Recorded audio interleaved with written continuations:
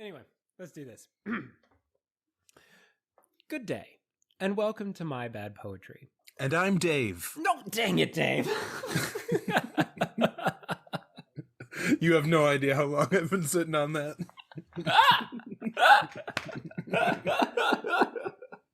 Rhyme or free, it doesn't matter to me. It's My Bad Poetry. Good day, and welcome to My Bad Poetry, a podcast where we take a deep dive into our poems from our youth, yesteryear, or even yesterday.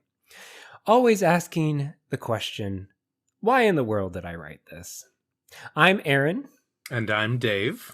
And together this week we are looking at the first works from the third anthology of my high school collection, this one titled Analogy of Life. Dave, as always, sorry in advance. Yeah, that's fair. Hey, Aaron, it feels like you changed things up in the intro. Yeah. I thought because we're in season 3 and we've brought in guests, I can no longer say it's just my dabbling with poetry in the Wolf Journal. Yeah, we actually get like real poets. Yeah, so I thought like our poems from youth, yesteryear, and yesterday. You got the 3. It's alliteration. I'll count it. That's fine. Again, I had to sacrifice deep dive into my dabbling, so I had to get it somewhere else, Dave. I would just like to point out how much you care about alliteration and the fact that I literally did not notice deep dive into my dabbling. Oh, well, let's get into your dabbling with poetry with your work from today. I did think that was funny that you said yesterday, yesteryear, whatever, or whatever. I give up on remembering. Youth, who'sy, how's it? Because, yeah, I definitely wrote mine like 7 minutes before we started recording. Seems like a perfect amount. This is, huge surprise, a limerick for you. Ooh. The lathe is so much fun. Take some time to get it to run. It spins so quick, it makes me sick. It wobbles as it makes my table hum. It was an unexpected ending. Just kind of a boring poem. I didn't really have much to say. You know, it took me on a journey, Dave. Ah, yes. Because I was expecting you to talk about like the dizzying effect of the spinning lathe and how it might like mess with your tum-tum. Wow, that is specific, my friend. And you went with hum. So, yeah. Well, that's one of the things that they don't tell you about buying a terrible lathe. I have like a very heavy table, like a solid oak table that it sits on, and I have like a ton of stuff to weigh it down. But if the thing you have spinning on your lathe is unbalanced, it really rocks and throws, and it's, to put it very gently, terrifying. Yeah, that sounds dangerous. Oh, it is. Oh, Yeah. I assume you got your goggles? I got my goggles, I got a face shield, I got hearing protection. There you go. I probably should be wearing a vest. Like, the number of times that things have fallen off my lathe, I should probably be wearing something to protect, like, my heart and lungs. But, it's fine. Yeah. Well, I've got good, I don't have good insurance, but I have good life insurance, so that's nice. Yeah. You got what you need. I don't know how to spin this into my poetry. But you just did. I did. You see what I did there? I saw it and heard it, especially when your eyebrows went up to be like, You see what I did there? Get it over with. So you were talking about your table and how it hummed and how it's kind of the staging ground for the work.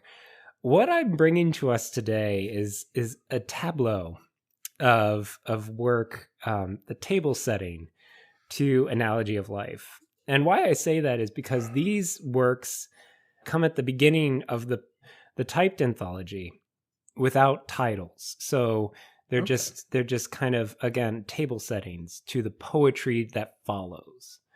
So even your non-poetry has non-poetry to introduce it non-poetically. Exactly. Yes. Okay. Yeah. I like it. That'll work. Yeah. So I sent you the entirety of this opening collage of Yeah, things. thank you for that. Do we want to take it chunk by chunk? I think that's the only way. I mean, much like a cucumber smoothie, you can really only chew one chunk at a time. The opening paragraph, I think we would safely call this a prose poem. There's no breakage in line, so it's not a blank verse. So again, these are untitled works that sets the stage for analogy of life. Hang in there, Dave. As you live your life, things begin to become routine, daily, and normal, until something unusual happens and you find yourself falling down a long tunnel. That, in fact, is what life is, falling down a long tunnel. And love is a whirlwind that holds you aloft, lets you live just a little longer, makes the falling interesting. And as you fall, you get so used to it you forget you are falling at all, until something stationary passes you by and you realize just how fast you are falling down. And when the excitement, the thrill, and the amazement of the fall is destroyed by the bottom, you've died.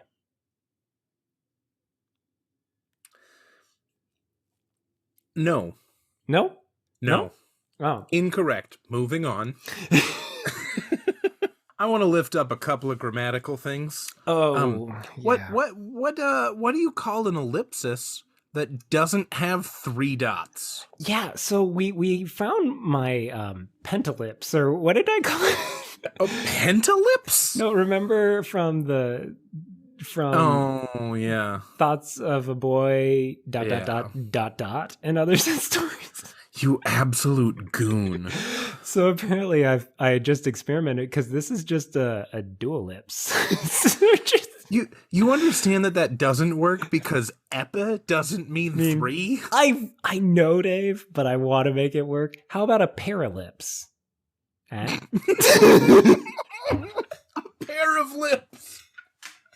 Yes, we're calling it a pair of lips from now on. Yeah, I just have these like stunted 2-period breaks in these lines. I have one true ellipses. Yeah, I feel like that is one of the worst things, is that you have one in there. Like, you made the conscious decision to put in a full ellipses, and then the rest of the time you just screwed up.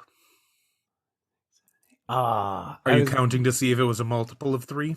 No, there was 8 before it and 5 after. I was gonna see if there was like a magical like parallel there. Oh gosh! But no, it's just utter random. I also want to lift up what is my favorite line from this. And love is a whirlwind that holds oo aloft. Ladies and gentlemen, he used the letter U there for the word you, even though in the next sentence he used the word you. I almost wonder if that is a typo. Well, it is your poetry. It's so hard to tell. I was one who tended to not use the U abbreviation within Messenger and stuff. And I still don't really use it today in texting. No. So it surprises me, which is why I think it's an accident. And yet it is really funny that it's like directly in the middle of the paragraph, just this random U. Right? Oh gosh. Okay, so you've picked apart the little things, Dave. Yeah. Now let's pick apart the entire idea. Oh, okay. Well, I thought we could complement that. No. Okay, of course not. So, who hurt you? Because essentially this poem is, love is like getting hit in the face with a shovel and falling down into a bottomless pit that apparently still has a bottom, but it's bottomless, but then you die. The end. Wow. Amen. You see, you've missed an interpretation here, Dave. Nope, my interpretation is the only correct interpretation. That's what I've learned from our 2 previous seasons. But love is not the thing that throws you into the tunnel. Love is what lifts you up as you're falling. So life itself is just a free fall, right? Oh. You're born, you die, there's nothing stopping that progression. That's nice. Love is that whirlwind that keeps you aloft for a little bit. It makes you happy, fulfilled, nourished in life. You feel that sense of wonder.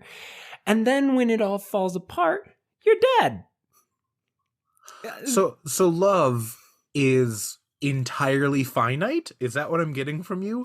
Is that it's just like kind of a dirt devil, like a thing that like pushes you up for a second until you fall to your ultimate doom and death? Yeah, that would be right. Yeah. Okay, that's a terrible analogy for life.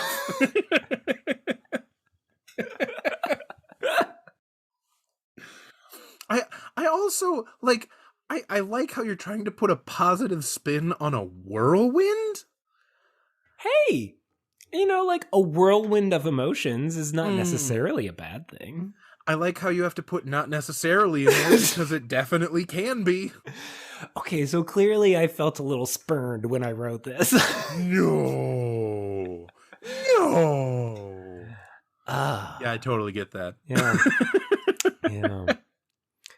I find this a really fascinating time in poetic experiments in high school because you'll notice I am not referencing the Wolf Journal. Right. And this is breaking with the previous 2 seasons. One of the reasons why I had to change the intro. Because this lives entirely on this Word document. Wow. It was this you typed directly. I typed directly this analogy. Quick question. So you typed this with the benefit of a spell checker? Yes, that is true. Okay. I just wanted to point that one out. Cool. Yeah, I see the blue lines now. And, yeah. I mean, blue lines, green lines, red lines, yellow lines, every kind of line. All the lines are there. I'll hold that Microsoft Word was not nearly as accurate with their grammar checks at the time. That's fair. Well, I mean, you are like 80 years old, right? So that also brings me back to your poem. Yes. Because I don't know if you know this, but love lifts you up where you belong. Where the eagles fly! I haven't thought of that song for a while. That's all I heard in the Love Holds You Aloft. Oh. It just sounded like you were like just directly ripping that off, and I'm like, I got a thesaurus. I can do this now. No, Dave, I think you've hit the nail on the head. Rem Aku Tijigisti. Moulin Rouge. Oh, gosh, of course, Moulin Rouge. Moulin Rouge, the Elephant Love medley. I'm just trying to think back if my exposure to Moulin Rouge would have synced with this collection of poems, and it's highly probable. Okay, so a very important question going into this 3rd season of our podcast. Did you like Moulin Rouge? Loved it. A very important other question. Why? And how? And are you Because sure? You can, Dave. Oh, no, you cannot. Ewan McGregor. I love Ewan McGregor. At his peak charm. Have you seen him recently? He's pretty awesome. No, that's true. No, he's aged well, like a fine wine. Anyway, it was a good movie, Dave. It was one of the worst movies I've ever seen.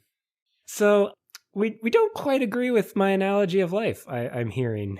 No, like I am an extremely pessimistic person, but I don't imagine life as a long, dark tunnel that you're falling down.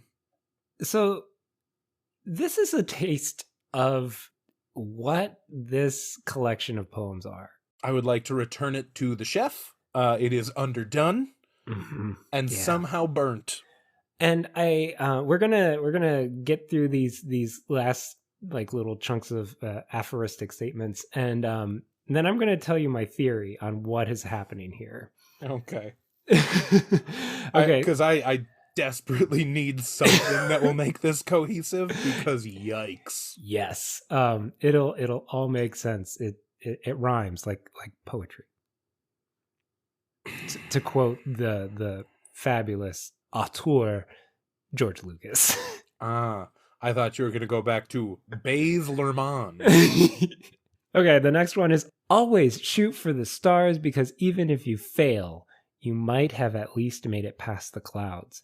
I believe I'm ripping this off from someone somewhere. This is not an original idea. 100%. It's shoot for the moon, because even if you miss, you'll end up among the stars. Ah! Yeah. But you, like, took it down 3 pegs of, like, you're not going to make it among the stars, but you might get above the clouds.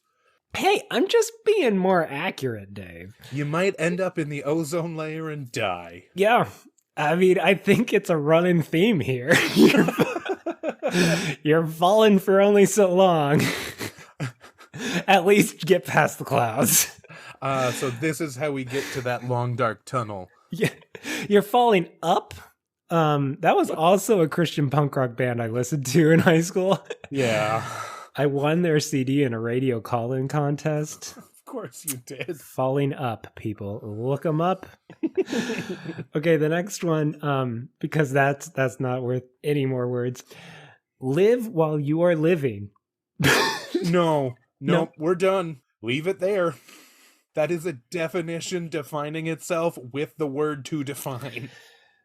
Live while you are living. Do everything you can.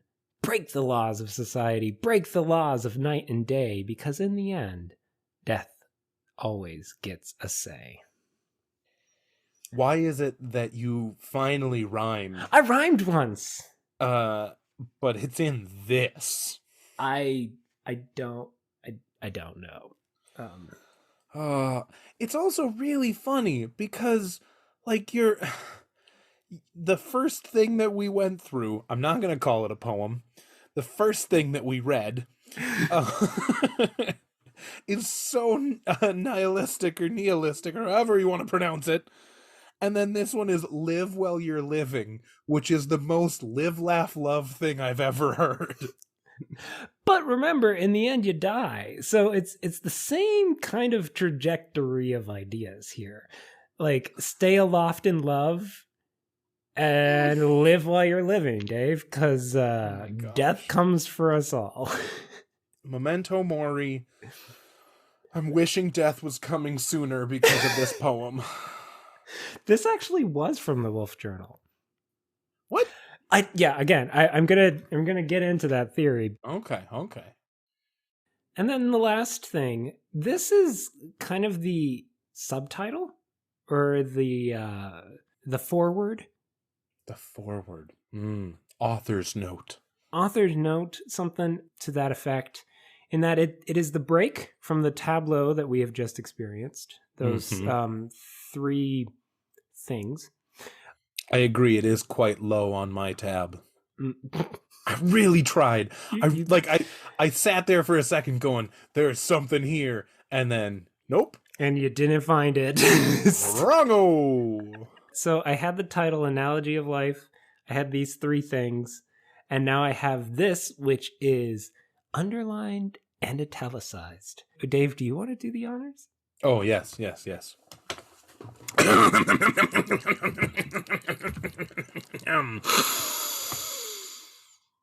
Give me a reason to smile, and I will give you a reason to cry. Beautiful. Huh? No, it wasn't. Oh, I was convinced. This feels like a tagline to a 80s action movie that went straight to VHS. The Crier. The Crier. Huh. Why didn't you go into making movies, Aaron? So many reasons. If listeners of the show want to see my video project from film class I took in college, I could send you the YouTube link to that. I will need to see that. Okay. Yeah. Would you also like my my Greek 4 final project where we wrote parody songs about Plato and then sang Don't Stop Believing in ancient Greek? You've told me about that, and surprisingly, I've yet to hear it. I mean, congrats on that. Okay, we'll have to swap our college projects here. Awful projects. Sounds like we have another spin-off podcast. Oh, gosh. So, give me a reason to smile. I'll give you a reason to cry.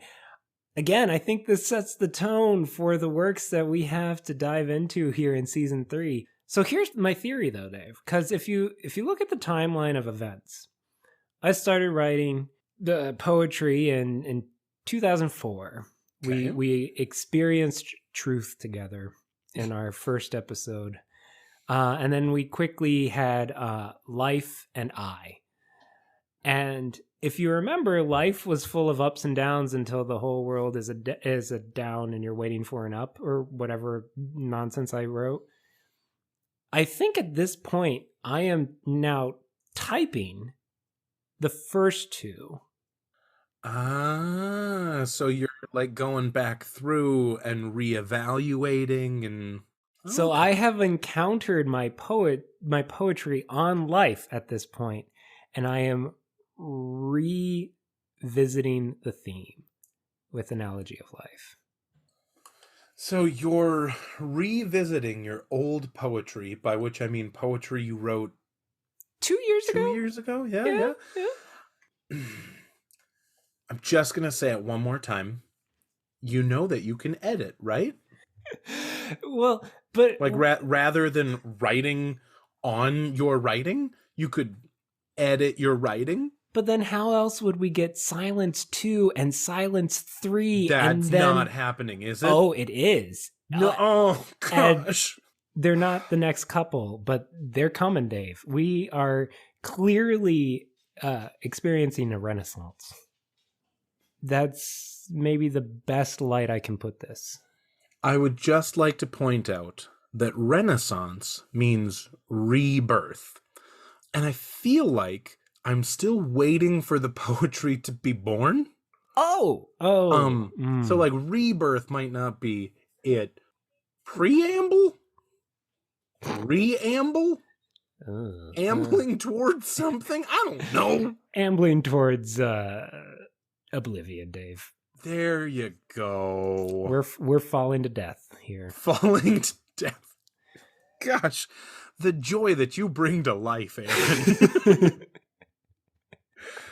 Just insurmountable joy. Well, Dave, what do you have to say? Let's good or garbage? Good or garbage. How do I want to hurt you this week? I guess is my question. Oh, I got nothing for you, buddy.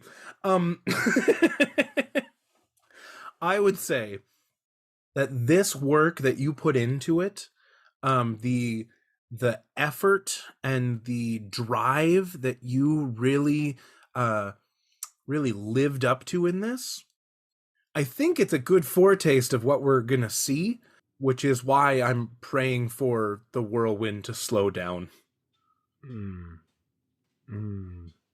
That's dark, Dave. That's very dark. You're welcome, buddy. I don't know where such dark ideas would come into the picture. I'm just appalled. I heard some media that really affected me, apparently. In all honesty, folks, there are some poems in here that will dive into some more serious thoughts, so we'll try and tread lightly and give you some content warning if need be. But I hope that this season is still a lot of fun. We're going to bring in a lot more guests. Hopefully, if you're still willing to come along on this journey, and we'll give you an analogy of life for the life you're living. You like that? Did you like that? Okay, I'm just hearing that now. Mm-hmm. An analogy of life? Yeah. Rather than an analogy for life? Yeah, it's falling. Falling is the analogy. You're falling. Jeez. Did you miss that, Dave? I mean, I'm currently trying to block it out, I think is more accurate to what's going on here. Well, folks, we're going to end this week with the words of a true poet. This week coming to us from Mariel Rakaiser, and it's called Elegy and Joy Excerpt. We tell beginnings for the flesh and the answer of the hook, the lake in the eye that knows. For the despair that flows down in widest rivers, cloud of home, and also the green tree of grace, all in the leaf, in the love that gives us ourselves. The word of nourishment passes through the women, soldiers and orchards rooted in constellations, white towers, eyes of children, saying in time of war, what shall we feed? I cannot say the end. Nourish beginnings. Let us nourish beginnings. Not all things are blessed, but the seed of all things are blessed. The blessing is in the seed. This moment, this seed, this wave of the sea, this look, this instant of love, years over wars and imagining of peace, or the expiation of journey towards peace, which is many wishes flaming together, fierce, pure life, the many living home, love that gives us ourselves in the world known to all, new techniques for the healing of the wound and the unknown world, one life, or the faring stars. I'm getting real sick of you bringing poetry that makes me question my own, like, self-hatred and stuff. I found this one a long time ago, back when we were doing season 1, and I was like, this is gonna work somewhere. And the love and the beginnings and the stars, the imagery just is a perfect antidote to the garbage that you have heard. And so elegy and joy. This has been My Bad Poetry. Now go write some of your own bad poetry. This is the plink capsule that you put in your garbage disposal. You must really have a stinky garbage disposal, Dave. You've run with that analogy so many times. Yes, I do. It's pretty disgusting. What are you putting down there? Everything. Okay, especially oil and grease. Apparently that's really good for it. Rhyme free doesn't matter to me.